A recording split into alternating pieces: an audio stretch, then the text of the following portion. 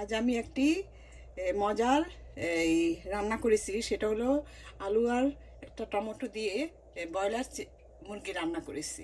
এই এই ব্রয়লার মুরগি আমি যেভাবে রান্না করেছি, এই রান্নাটা খেলে আপনাদের কাছে খুবই ভালো লাগবে। আপনারা সবাই আমি জানি না, আমি বলবো না যে আমার রান্না খুব ভালো, তবে আমি চেষ্টা করি ভালো করার। তো আপনারা নিজেরাই রান্না করে খেয়ে দেখবেন এবং খেয়ে আমাকে কমেন্ট করে জানাবেন যে আসলে আপনাদের কাছে কেমন লেগেছে। তো যাই হোক, আসসালামু আলাইকুম। দিলুস কিচেন থেকে আজ আমি আপনাদের জন্য একটি মজার রান্না নিয়ে এসেছি। সেটি হলো আলু দিয়ে ব্রয়লার মুরগি রান্না।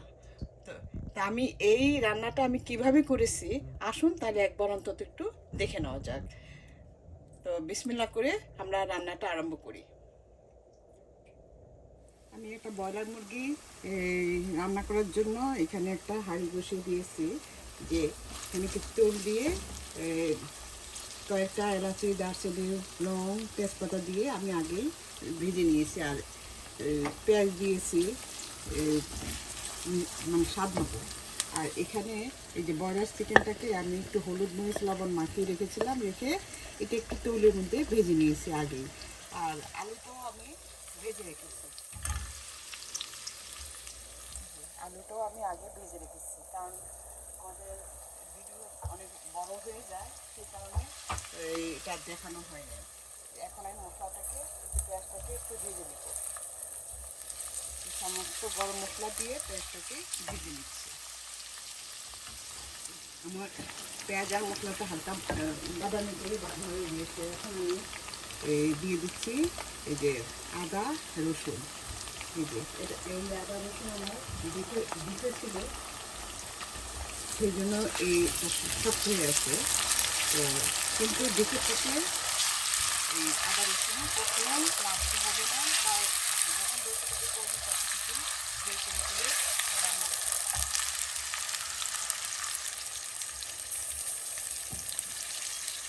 এখন দেব এই যে এক চামচ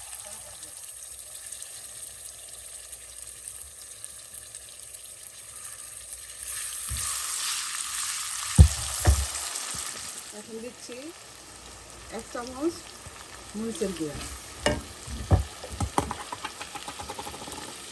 এক চামচ গুঁড়া, এক চামচ জিরার গুঁড়া,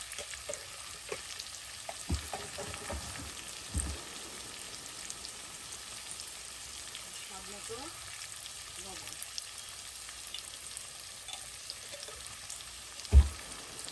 দিয়ে আমি ভালোভাবে একটু কষিয়ে নিই।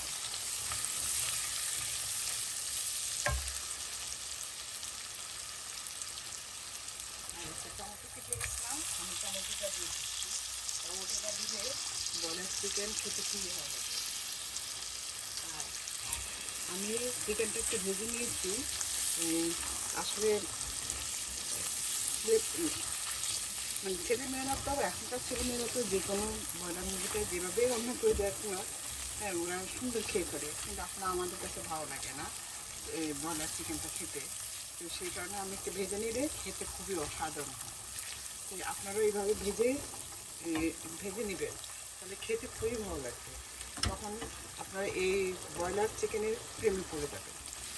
এই যে এখন ভালোভাবে একটু কষিয়ে নিব, কষিয়ে, কারণ আমার তো চিকেন আগের থেকে ভাজা আছে, আলুটাও ভাজা আছে, তো সেই কারণে আমি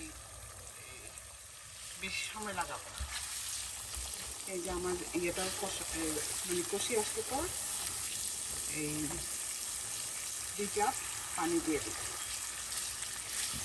মশলাটা পছন্দ হয়েছে, এখন চিকেনগুলি দিয়ে দিচ্ছি।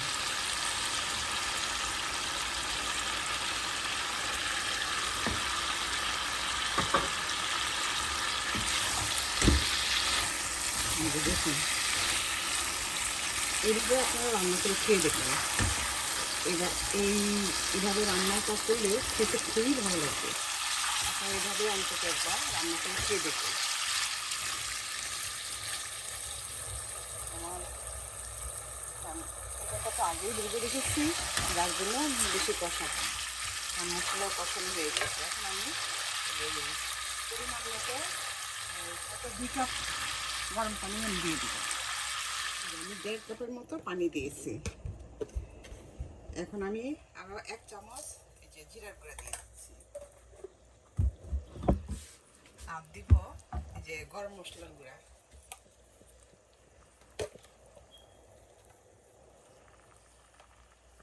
এই যে 1/4 চামচ গরম মশলার গুঁড়া দিয়ে